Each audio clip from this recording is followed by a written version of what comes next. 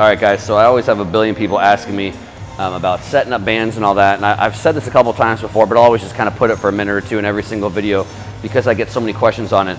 Again, the tools that you need for bands, I've always ordered them from Elite FTS. I have no affiliation, no nothing with them. They just seem to be reasonable price. I always tell people a little hack is just get on their email list, because at least 3 or 4 times a year, they'll put them for like half off. So it's like, even if I don't need them, normally when I get emailed that they have a deal on bands, I order a couple. So that's for bands. Get a pack of them.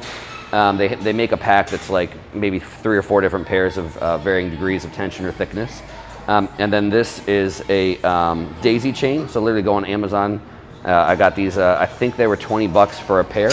And again, they're designed for rock climbing. So you can even see how much these are tested to like 5,000 pounds or something.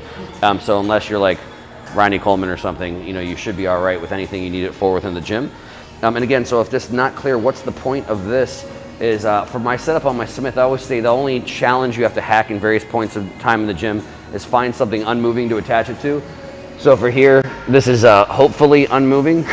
So again, I'm putting it to the top of the Smith machine. That's half the reason. It's like, well, why do sometimes I do reverse band? Why do sometimes I do them from the bottom?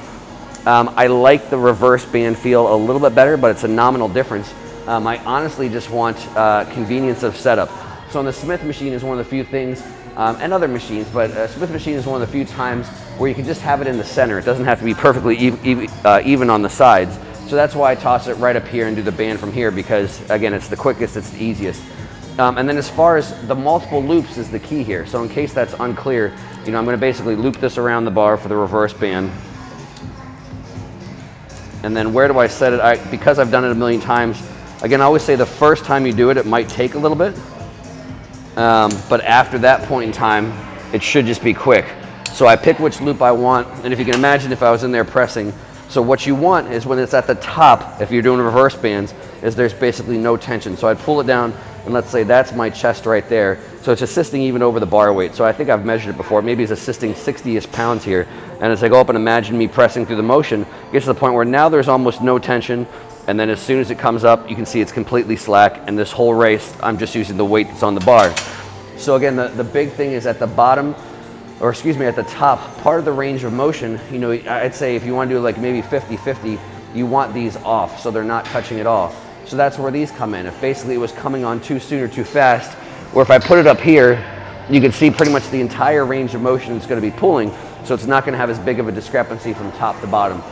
So again, I ultimately go with feel when you're doing this. So again, you could try and do some equations and percentages or whatever, which is not a horrible thing.